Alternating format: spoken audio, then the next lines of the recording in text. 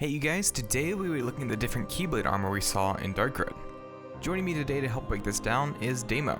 Hey guys, how you going? I'm Damo. Thanks Bio for having me on to talk about Keyblade armor. I definitely had a pretty big reaction the first time I saw it, so yeah, definitely excited to explore more about it. Upon learning that the upperclassmen had mysteriously disappeared, Odin, their master, teaches them one of the many ways of traveling to different worlds. Donning Keyblade armor, they travel to the different worlds using their Keyblade vehicles to look for their classmates. It would seem that they received this armor from Odin, though hopefully we get a full explanation on that. You probably noticed that both Xehanort and Ericus' armor seemed awfully familiar. They don the same armor they wore in Birth by Sleep, though I've always found it odd that Xehanort keeps the Nobody sigils on his armor.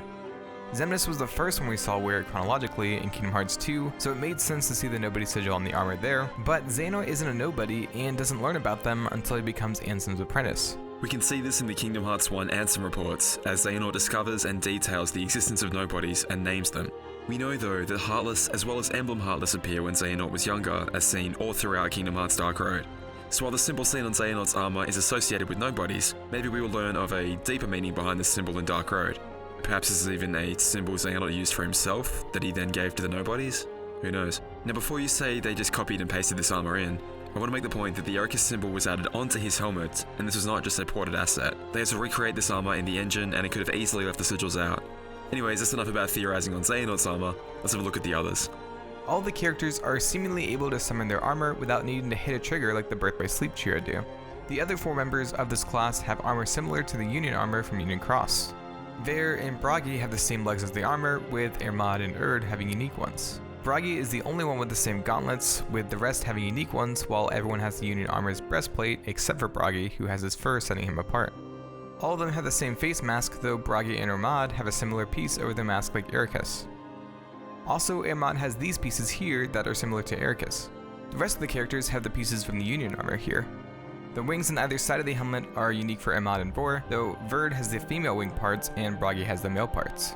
One very interesting detail though is this mark here, which we have always referred to as Terra or Ericus' mark. This is actually where each Union symbol would appear. Does this mean that at some point the Unions were done away with and everyone was set under a single one? Speaking of Unions, each of the characters has a colour similar to the old Unions. Braga looks like Unicornus, Erd is definitely Anguis, Hermod has a colour close to Ursus, and Vor has a colour pretty close to Volpus. Ericus' armor obviously has to match the pre-existing design found in Birth by Sleep Final Mix, the armor of the Master, however we can definitely see similarities to the Leopardus armor as well.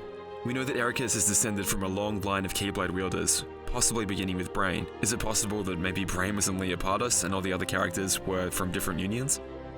Xehanort's armor doesn't necessarily match with any of the Unions that we know so far, and it's possible he isn't even going to wear the armor for that long, given that he should soon run into the Master of Masters that will give him the familiar dark cloak. One last thing to note is that all the colours that we see on the armor do closely match the different island colours seen in Scala ad Kylum. Could the different islands represent the different Unions? It's also worth mentioning that Baldur would likely have his own set of Keyblade armor, with no more Unions to represent. Would Baldur add a number to one of the other Unions? Would he represent something else? Same goes for the upperclassmen.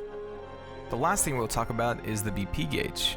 To level up in this game, you need to collect enough BP, which is symbolized by this helmet symbol. Taking a closer look actually reveals this to be the goat head associated with Xehanort and his Keyblade.